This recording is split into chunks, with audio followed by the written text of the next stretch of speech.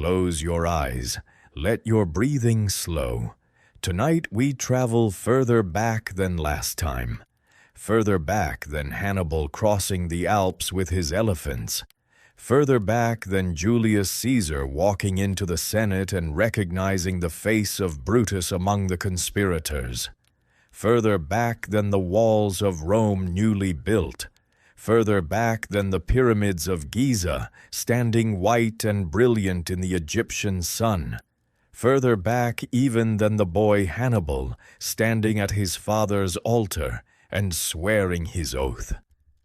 We are going to the year 480 before Christ. The world in this year looks nothing like the world we have visited before in this series, and yet it contains the seeds of everything that will follow. Egypt is still there.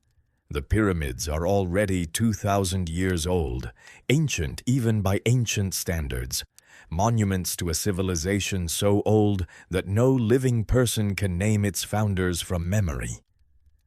Carthage is there on the North African coast, already wealthy, already trading, already building the harbor and the fleet that will one day, 3 centuries from now, challenge Rome for control of the Mediterranean. But Rome itself is barely a city, a small republic on the Tiber River, still in its early centuries, not yet the power that will swallow the world. No, the 2 great forces shaping history in this year are elsewhere entirely. To the east, far to the east, further than most Greeks can quite imagine, lies the largest empire the world has ever seen. The Persian Empire stretches from the Aegean coast of what is now Turkey all the way to the borders of India. It encompasses modern Iran, Iraq, Egypt, Turkey, Afghanistan, and large parts of Central Asia. Its subject peoples number in the tens of millions. Its armies are drawn from a dozen different nations. Persian infantry, Median cavalry, Scythian horse archers, Phoenician sailors, Egyptian soldiers. Its king rules with a title that no Greek king would claim and no Greek could easily translate. King of kings, Lord of all nations, the great king. His name in this year is Xerxes. To the west of Persia, small, fractious, perpetually quarreling with one another, lie the city-states of Greece. Not a nation, not a kingdom, not an empire. A collection of independent cities, each with its own government, its own army, its own calendar, its own gods, its own fierce pride. Athens, Sparta, Corinth, Thebes, dozens more. They share a language and a literary tradition and a set of gods and absolutely nothing else. They fight each other constantly and have done so for as long as anyone can remember. And yet, in the summer of 480 before Christ, nearly all of them will unite, imperfectly, noisily, with enormous argument and mutual suspicion, to face something that threatens not just their cities, but their entire way of life. The Persian army, the largest ever assembled in human history, is marching west. Its king has sworn to burn Athens to the ground. His father tried and failed at a place called Marathon 10 years earlier. Xerxes intends to finish what his father started. Standing in his way, at a narrow coastal pass between the mountains and the sea, in a place called Thermopylae, will be 300 Spartan soldiers and a few thousand allies, against an army that ancient sources describe as so large it drank rivers dry as it marched. They knew they were going to die. They went anyway. Settle in. This is their story. To understand what happened at Thermopylae, we must understand the empire that was coming, and why a Persian king was personally leading the largest army ever assembled against a collection of cities so small that their total population was less than a single large Persian province. The Persian Empire had been born in the mid-6th century before Christ, in the space of a single extraordinary generation. Cyrus the Great, a Persian nobleman who rose to lead a revolt against the Median Empire that had dominated the Iranian plateau for a century, conquered the Medes, then conquered Lydia on the western coast of Asia Minor, then conquered Babylon with its vast plains and ancient cities, then turned south and absorbed Egypt. In roughly 30 years, he assembled an empire larger than anything that had existed before him. He died in battle in 530, fighting the nomadic Scythians on the northeastern frontier, the kind of hard border that empires always struggle to hold.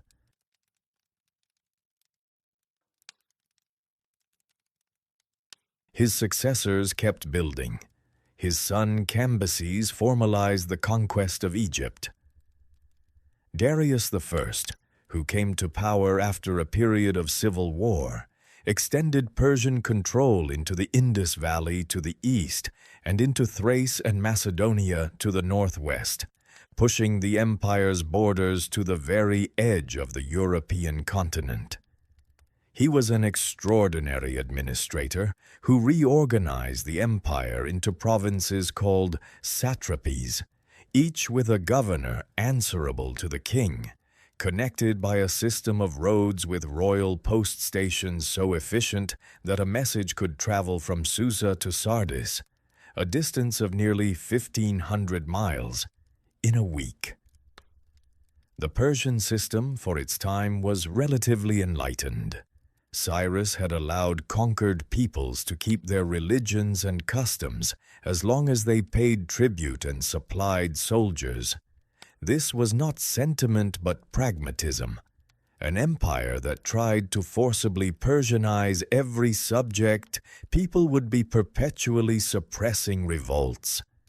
Better to let people be Persian in the ways that mattered, tax and army, and leave them alone in the ways that didn't. The Greeks on the western coast of Asia Minor, the Ionian cities in modern western Turkey, had been part of the Persian Empire since Cyrus conquered Lydia in 546. Most had made their accommodation with Persian rule over the decades. They paid tribute. They supplied soldiers. They maintained their own city governments under Persian oversight. Then, in 499, the Ionian cities revolted. The causes were specific and local, a particular tyrant who had overstepped, economic grievances that had been building for years. But the consequences were large. The revolt lasted 5 years. Darius spent an enormous amount of imperial resource suppressing it. The great city of Miletus, wealthiest and most powerful of the Ionian Greeks, was burned to the ground and its population enslaved when it finally fell. 2 things particularly angered Darius. First, that the Ionians had dared to revolt at all. Second, and this had consequences far beyond the Aegean, 2 Greek cities from the mainland had sent ships and soldiers to help the rebels. One was Eretria, a prosperous city on the island of Euboea. The other was Athens. Darius did not forget. The historian Herodotus tells us he appointed a servant whose sole duty was to remind him 3 times at every dinner of the Athenians. In 490 before Christ, Darius sent a large expedition across the Aegean. Eretria was taken and burned, its population enslaved and sent east into the Persian interior. The Persian fleet then landed its army on the plain of Marathon, 26 miles from Athens, and prepared to march on the city. What happened next shook the Persian world's understanding of what Greeks could do. The Athenians, perhaps 10,000 of them, heavily outnumbered, marched out to fight rather than shelter behind their walls. They attacked at a run, a tactic so unexpected that the Persians could not adjust their line before the Athenian formation crashed into them. The attack was concentrated on the Persian flanks, which buckled and collapsed inward. In the chaos, the Persian center, which had initially pushed back the lighter Athenian center, found itself surrounded. The Persian army ran for its ships. About 6,000 Persians died at Marathon. About 192 Athenians died. The burial mound of the Athenian dead still stands on the plain, a small hill visible from the road 2,500 years later. Darius died before he could launch the revenge expedition he immediately began planning. His son Xerxes inherited the throne, the empire, the grievance, and the obligation to finish what his father had started. He spent 4 years preparing for the largest military expedition in the history of the ancient world. Before we can follow Xerxes toward Thermopylae, we need to understand the strange city that would send 300 men to die in the pass, and why 300 Spartans were worth, in the reckoning of every Greek who knew anything about warfare, 10 times their number from anywhere else. Sparta was unlike any other place in the ancient world, and unlike any place that has existed since. Most Greek cities were governed by some combination of aristocrats, wealthy merchants, and an increasingly broad citizen population, a trend toward democracy, rule by the people, that Athens had recently pioneered and that was spreading unevenly across the Greek world. Most Greek cities had economies based on agriculture, craft, and trade. Most Greek citizens spent most of their time doing what people everywhere do: farming, building, arguing, worshiping, raising children. Sparta was built around a single purpose: war. The Spartan system, attributed by the Spartans themselves to a legendary lawgiver named Lycurgus, whose historical existence is uncertain but whose legacy was entirely real, was designed from the ground up to produce the finest soldiers the ancient world had ever seen, and to maintain that quality across generations. Male Spartans were taken from their mothers at age 7 and placed in a communal training system called the agoge, which occupied the next 13 years of their lives. They lived in barracks with other boys their age.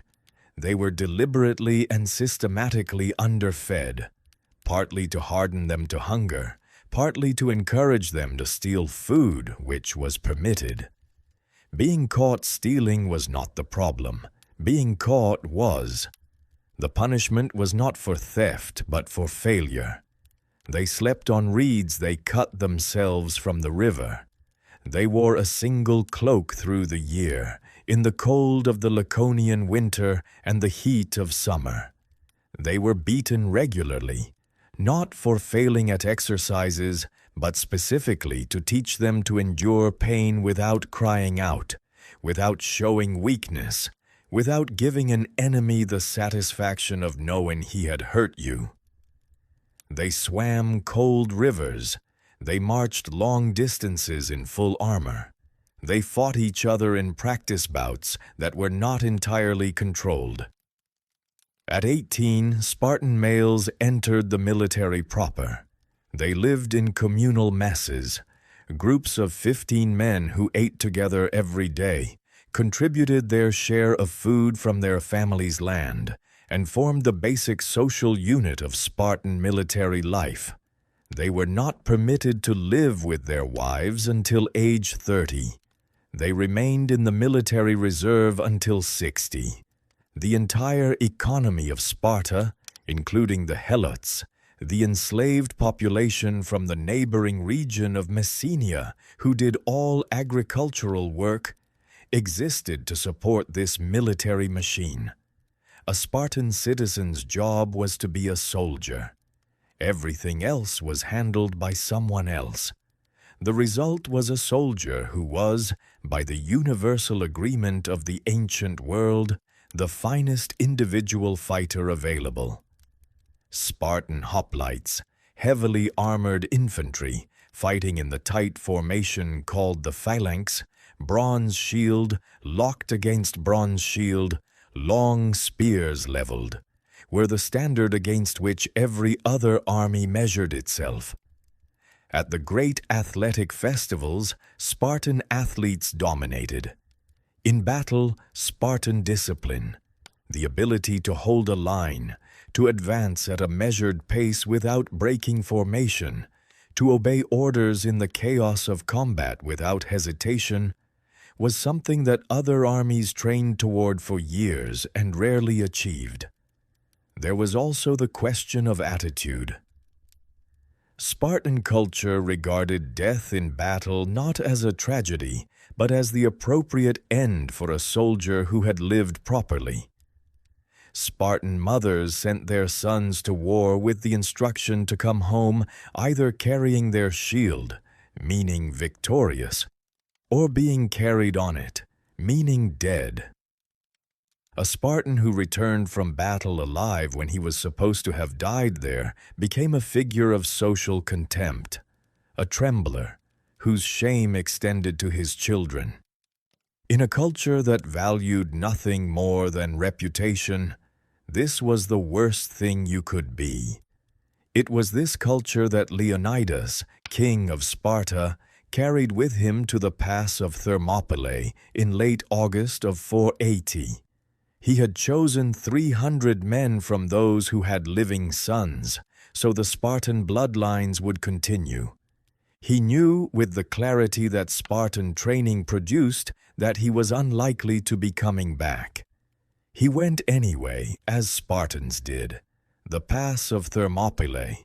The name means hot gates, for the sulphurous springs that bubbled from the rock and gave the air a faintly sulphurous smell, as though the earth itself were breathing, was, in 480 before Christ, the most defensible position in the whole of Greece. Understanding why requires a brief lesson in geography. The main route from northern Greece into the south runs along the eastern coast, between the mountains and the sea. Most of this coast is wide enough to be manageable terrain for a large army. But at one particular point, the sea pressed very close to the mountains, creating a bottleneck perhaps 15 meters wide at its narrowest, a gap barely wide enough for a cart, flanked on one side by a cliff face that rose almost vertically, and on the other by the shallow waters of the Malian Gulf. This bottleneck extended for perhaps 2 kilometers of coastline, with the very narrowest points at its northern and southern ends. Any army marching south from Thessaly, the broad flat plain that the Persians would cross after coming through Macedonia, had to pass through Thermopylae. There was no practical alternative. The mountains to the west were too steep and too trackless for an army of any size to cross in reasonable time. The sea closed off the east. The pass was the only way through. The defensive logic was almost absurdly favorable to whoever held the pass. An army of any size pushing through a 15-meter bottleneck cannot bring its numbers to bear. You can have 500,000 men behind you, but at the narrow point, you can only put perhaps 20 men across in a line. The defenders, by contrast, can rotate fresh troops continuously, holding the mouth of the pass with a fraction of the men they would need on open ground. Numbers in such a place are nearly irrelevant. The geometry of the landscape cancels them. There was one significant complication, a mountain path called the Plataea, which wound through the hills above the pass, bypassing the coastal route entirely and emerging on the southern side. If someone led the Persians through this path, the defensive position could be turned completely. The Greek force at the pass would have the enemy behind them as well as in front and would be destroyed. Everyone who studied the position knew about the path. Leonidas stationed 1,000 soldiers from the nearby city of Phocis on the mountain path to guard it. The Greek force that assembled at Thermopylae in late summer of 480 was smaller than anyone would have liked. The Spartan contingent was 300, the precise number that Leonidas was permitted to bring, every one of them a full Spartan citizen with living sons. With them came other soldiers from Peloponnesian cities allied with Sparta, contingents from Corinth, Arcadia, Tegea, Mantinea, and other cities, adding several thousand men. From the region immediately south of the pass came 700 men from the small city of Thespiae, whose city lay directly in the Persian line of march and had no illusions about what would happen if the pass fell, and 400 from Thebes, though the Thebans' commitment to the Greek cause was already in question. The total Greek force numbered somewhere between 6,000 and 7,000 men. They were waiting for an army that Herodotus, drawing on Persian records and Greek eyewitness accounts, estimates at nearly 2.5 million. Modern scholars believe the true number was somewhere between 100 and 300,000. Still a disparity almost beyond comprehension, but at least within the range of what human logistics can actually sustain. The Greeks at the pass likely believed the larger estimates.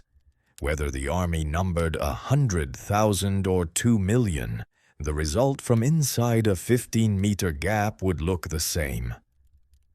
Leonidas surveyed the position, posted his guards on the mountain path, and set his men to rebuilding an old wall that ran across the pass at its narrowest point. They worked steadily, without apparent urgency. They were Spartans. They had been preparing for this their entire lives. Xerxes had spent 4 years preparing for the invasion of Greece, and the scale of the operation was unlike anything the ancient world had seen. It began with the Hellespont, the narrow strait between Asia and Europe, perhaps a mile wide at its narrowest, the boundary between 2 continents and the first obstacle to any army marching from Persia into Greece. Xerxes ordered the construction of 2 pontoon bridges across the strait. The bridges were built from hundreds of ships lashed together side by side, with timber planking laid across them and earth spread on top of the planking so that horses and pack animals would not panic on the floating surface. The bridges were perhaps 1,400 meters long, connecting 2 continents across open water.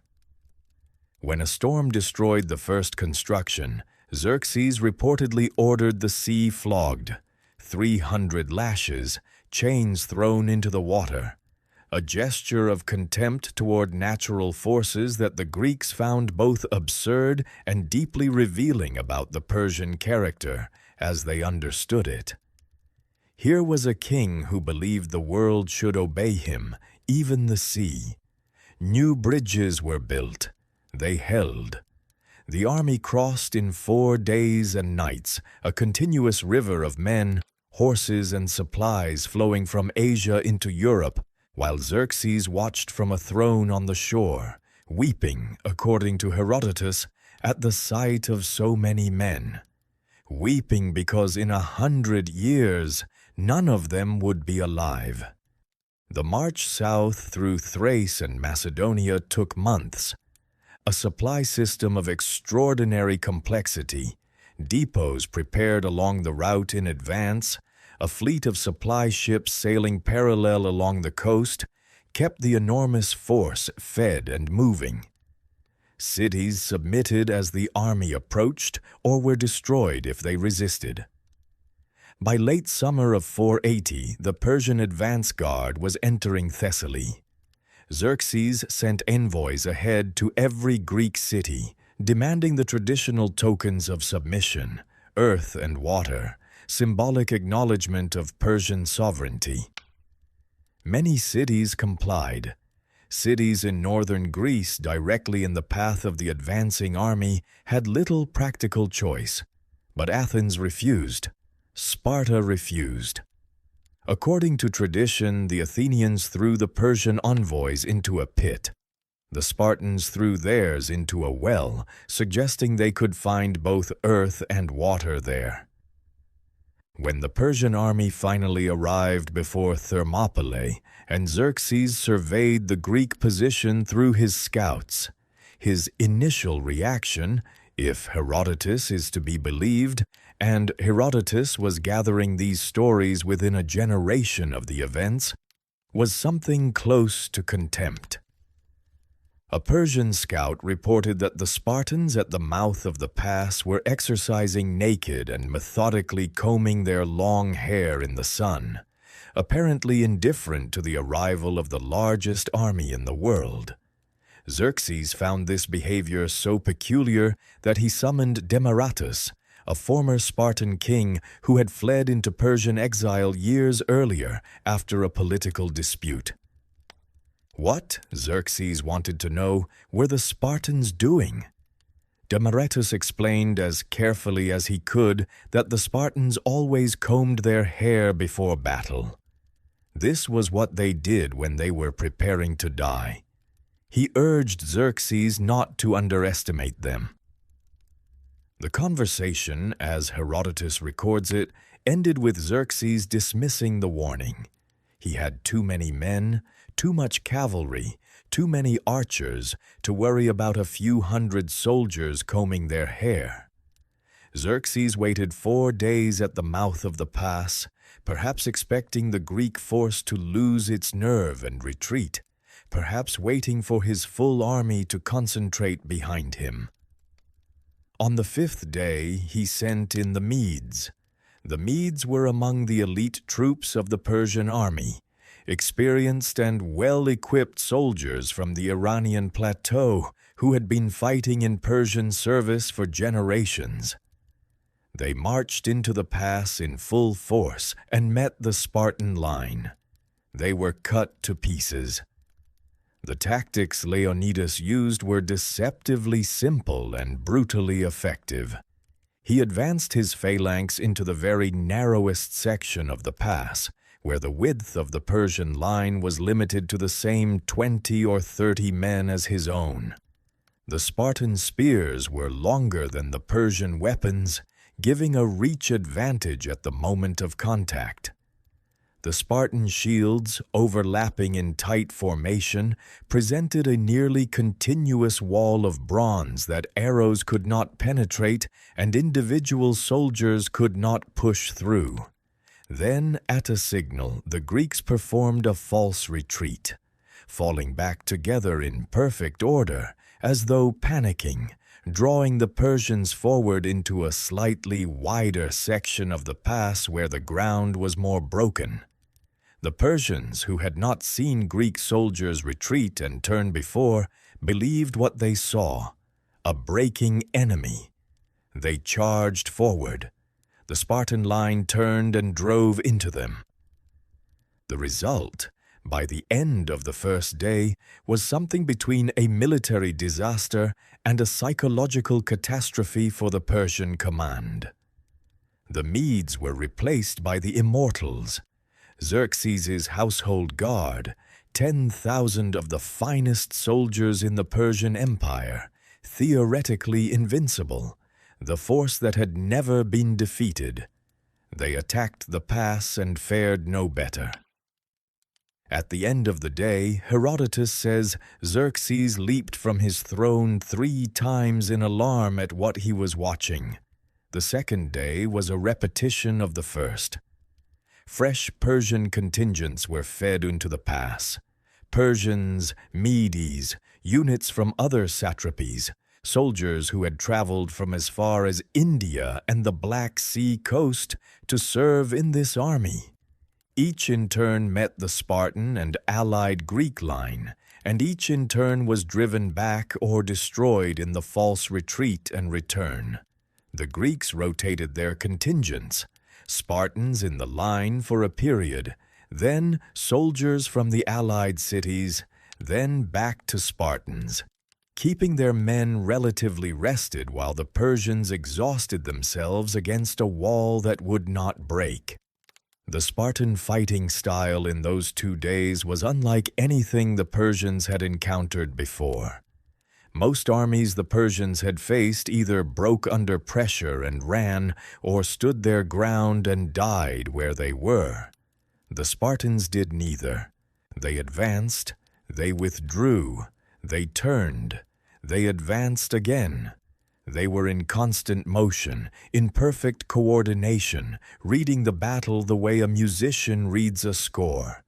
Each man knowing his part, knowing what came next, trusting the man beside him completely because they had trained together for 20 years. The Greeks on the wall that night, washing blood from their armor, sharpening broken spearheads, eating the food their servants brought up from behind the pass, would have known they were winning the tactical battle. They could see the Persian dead piling up in front of the wall. They could hear, distantly, the sounds of an enormous army trying to understand what was happening to it. They could calculate, as any soldier can calculate, that this rate of attrition could not be sustained indefinitely on either side, but that the math, for the moment, was running their way. What they couldn't know was what was happening on the mountain path above them. On the night after the second day, a local man walked into the Persian camp and asked to speak to the king. His name was Ephialtes, from the region of Malis. He knew, as all the locals knew, about the Plataea path, the mountain track that wound through the hills above the pass and emerged on the southern side, behind the Greek position. He had decided to sell this knowledge to Xerxes in exchange for a reward. Xerxes listened. He sent his best troops, the Immortals, 20,000 of them, up the mountain in the darkness, guided by Ephialtes. The Phocian guards on the path woke to the sound of rustling leaves. At first they thought it was wind. Then they realized it was feet.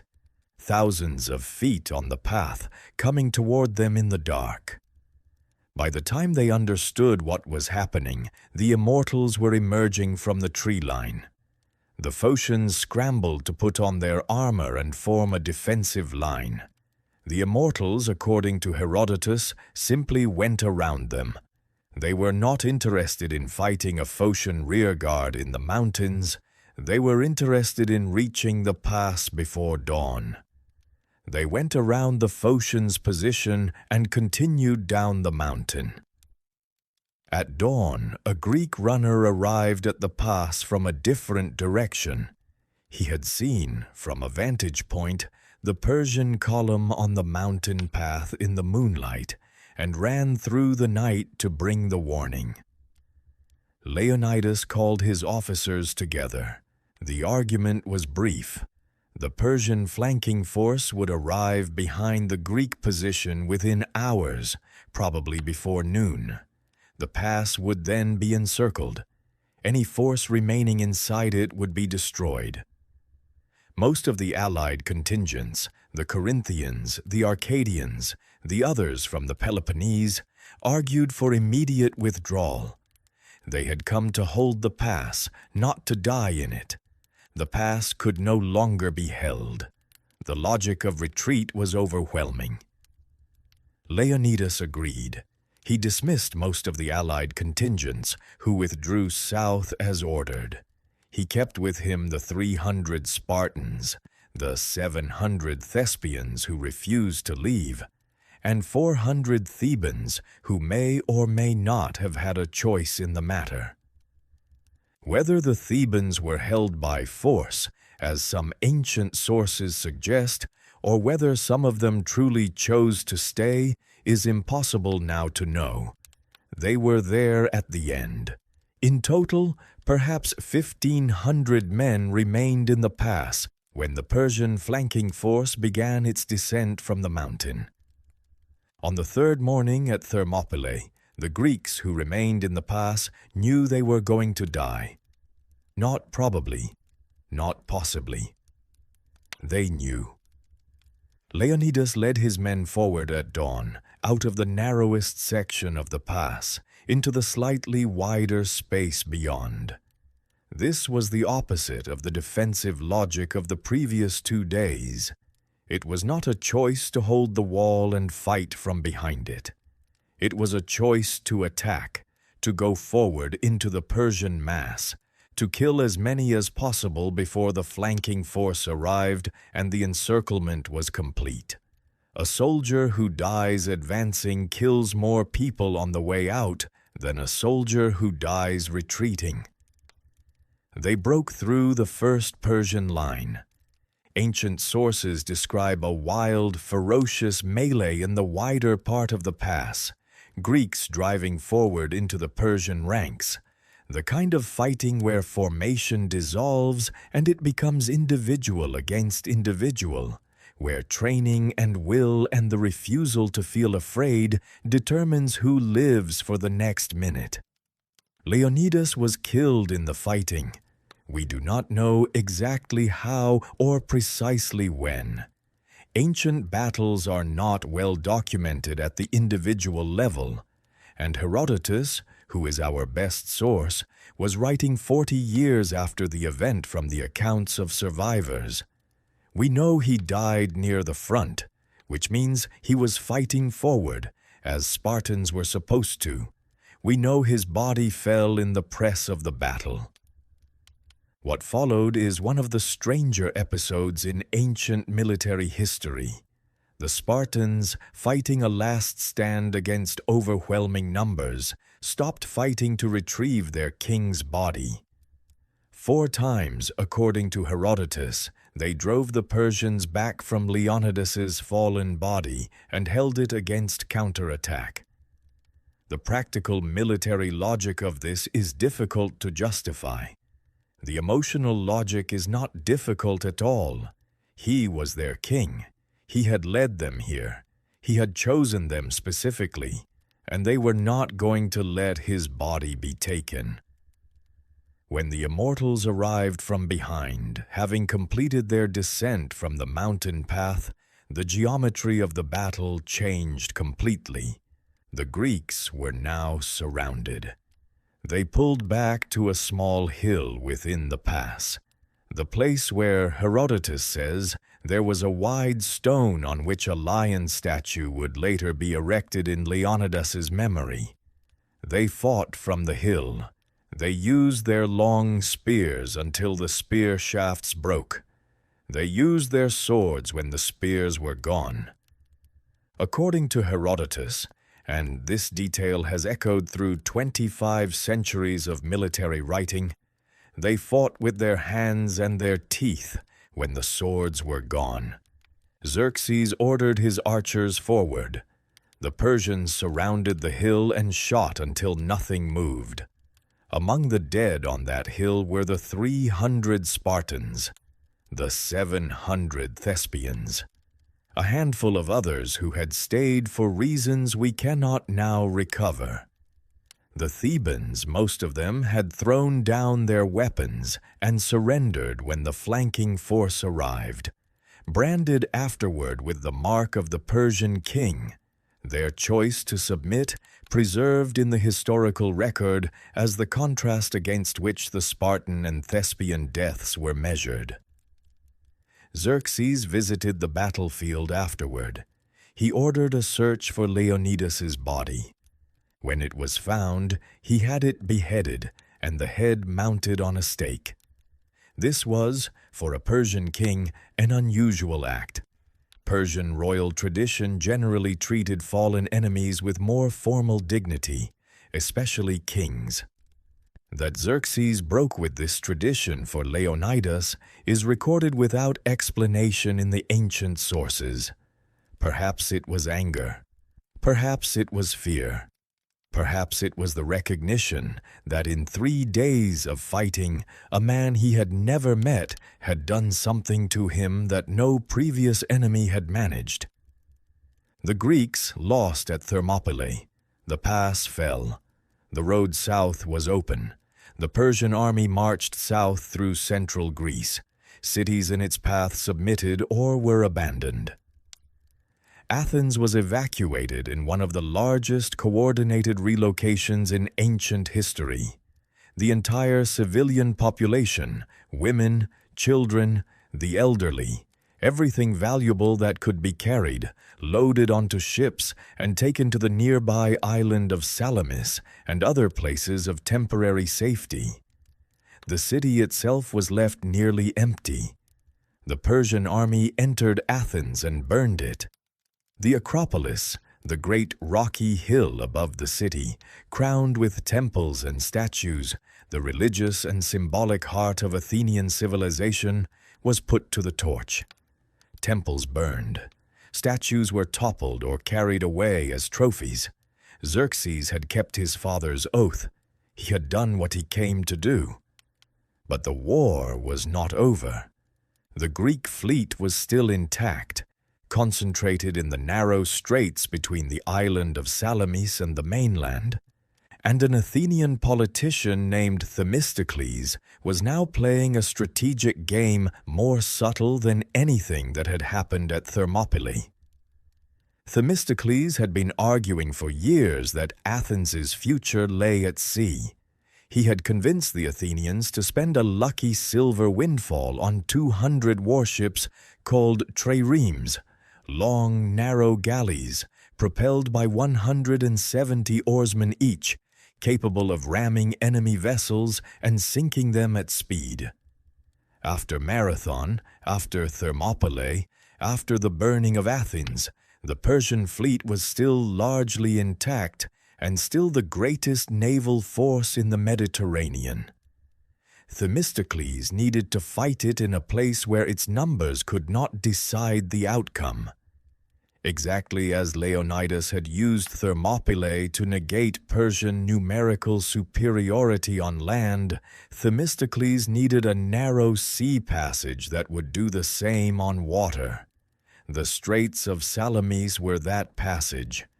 He maneuvered the Greek fleet into position, and in September of 480, the two fleets met in the narrow water between the island and the coast. The Persian ships, maneuvering in cramped conditions, lost their formation. The great numerical advantage that had made the Persian fleet unbeatable in open water became a liability. Ships crowded together, unable to turn or evade, crashing into each other in the confusion. The Greek triremes, faster and more maneuverable in tight spaces, struck and sank ship after ship. Xerxes watched from his throne on the hillside above the straits. He watched his fleet destroyed. Without his fleet, Xerxes could not safely maintain supply lines over the enormous distance between Persia and Greece. The logistics of feeding and supplying the largest army ever assembled across hundreds of miles of hostile or semi-hostile territory required continuous seaborne support. Without that support, the army would eventually starve. Xerxes withdrew to Persia, leaving his general Mardonius in Greece with a reduced but still formidable force to continue the campaign the following year. In 479, a united Greek army, the largest Greece had ever assembled, drawn from most of the city-states that had fought at Salamis, met Mardonius at the Battle of Plataea, in the region of Boeotia. The battle was large, messy, extended over several days, and ended when Mardonius was killed and his army broke. The Persians retreated and never mounted another major invasion of mainland Greece. On the same day, or close to it, the Greek fleet destroyed the remnants of the Persian fleet at the Battle of Mycale on the Ionian coast. The Ionian Greeks, seeing Persian power broken, rose in revolt. The Persians were driven from the Aegean. The Persian wars were over. Greece had survived. The survival of Greece sounds from this distance like an inevitability. Of course, Greece survived, because Greek civilization is the foundation of everything we consider Western, and foundations cannot simply be extinguished by an army. But it was not inevitable. It was not even likely by the military mathematics of 480. An empire of 50 million people, with the organizational capacity to move 100,000 soldiers across 2 continents, had come very close to absorbing a collection of city-states whose total population was perhaps 2 million. The margin by which Greece survived was not large. Thermopylae contributed to that survival in specific, measurable ways. 3 days of fighting at the pass gave the Athenian fleet time to complete its preparation at Salamis. It gave the Greek alliance, fraying under the psychological shock of the Persian advance, a story to hold on to. 300 men, the finest soldiers in the world, holding an empire for 3 days. It demonstrated in a way that the ambiguous result of the naval fighting at Artemisium had not, that Persian numbers were not automatically decisive when fighting conditions were chosen carefully. It also did something harder to measure. It gave the Greeks a way to understand themselves. In the months after Thermopylae, as the Persian army marched through Greece and burned Athens and seemed for a moment to have won everything, the story of the 300 was already circulating in the Greek fleet. Soldiers who were considering the possibility that resistance was futile heard about men who had chosen death rather than submission. The story cannot be separated from what happened at Salamis and Plataea. The dead at Thermopylae were present at both battles, in the way that stories of the dead are always present. The monument at the pass was erected soon after the battle. Its inscription, recorded by Herodotus in a few words of Greek that have been translated 1,000 times and never quite captured, said, in essence, "Stranger, go tell the Spartans that here, obedient to their laws, we lie." It is a statement without boast or complaint. It does not ask for pity or admiration. It simply asks for the facts to be transmitted. We came, we held, we died. Tell them. Athens used its victory at Salamis to build something extraordinary. The silver of Laurium and the tribute from allied cities funded a construction program on the Acropolis. New temples, new statues, new monuments to replace those burned by Xerxes. The most famous of these was the Parthenon, dedicated to Athena, still standing 2,500 years later, the broken columns visible from the city below. Athens, in the decades after the Persian Wars, became, briefly, the cultural center of the known world, the place where Sophocles staged his tragedies, where Socrates argued in the Agora, where Herodotus came to read his history aloud to an audience that had fought in the battles he was describing. This is the world that grew out of the ash of the burning temples and the memory of the 300. It is also worth remembering what the Persian Wars did not produce. They did not unite Greece. Within a generation, Athens and Sparta were at war with each other. The long, brutal Peloponnesian War that Thucydides would chronicle, that lasted 27 years and left both cities exhausted and diminished. The unity of 480 was a crisis unity. the kind that dissolves when the crisis passes. Peace returned old rivalries. A man named Philip would conquer Greece from the north, from Macedon. His son Alexander would conquer everything east of Greece, all the way to India and back.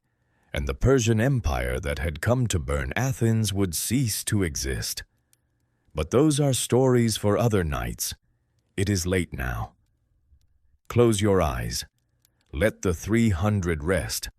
Let Leonidas rest, the Spartan king who combed his hair in the sun while the largest army in the world massed behind the mountain, who chose 300 men with living sons, who held the narrowest place in Greece for 3 days with the patience and ferocity that 30 years of Spartan training had made second nature, who died fighting forward into the Persian ranks, looking for the king who had come to burn his world, who was beheaded after death by a king so angry or so afraid that he broke with his own tradition to do it.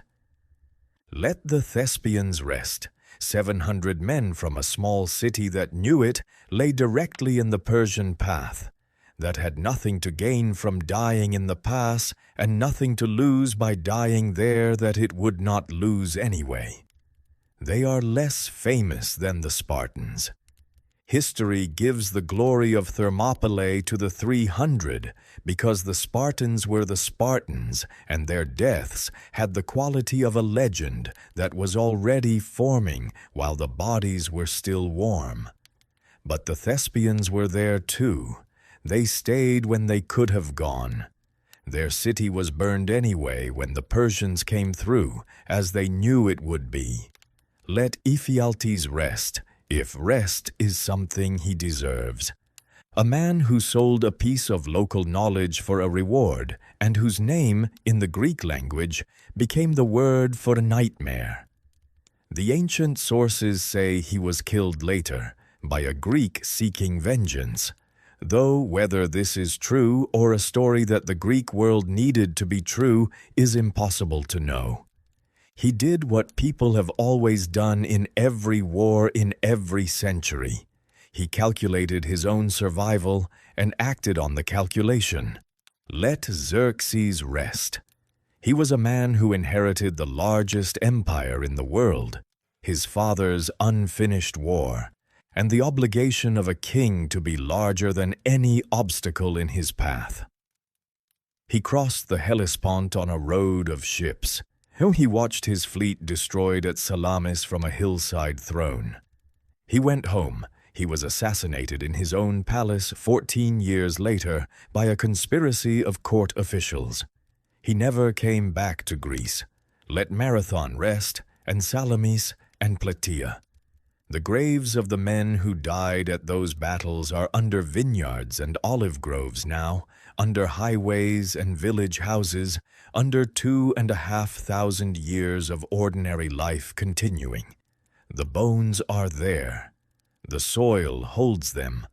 Let Athens rest, the city that was burned and rebuilt, that took the broken marble of the Persian destruction and built something more beautiful in its place, that gave the world Socrates and Plato and Pericles and Sophocles and Aristophanes and the Parthenon, and the idea, imperfect and contested and perpetually argued over, that ordinary people should have a say in how they are governed. Let the past rest. Thermopylae is barely recognizable now. 2,500 years of river silt have pushed the coastline back, and where there was a 15-meter gap between mountain and sea, there is now a wide, flat plain. The hot springs still bubble their sulphurous water from the rock. A modern statue of Leonidas stands near the site, his shield bearing 2 words, Mollen Labe, come and take them. The answer he reportedly gave Xerxes when the Persian king demanded the Greeks surrender their weapons. They did not surrender. They held. And then they died. And then Greece won. We do not always get to know whether the line we hold means anything. The 300 at Thermopylae did not know, when they took their position at the mouth of the pass, whether their deaths would buy enough time for the fleet at Salamis to hold. They held anyway. Let the long, warm, ancient light of Greece drift away. Let the fires go out in the pass, one by one, and sleep.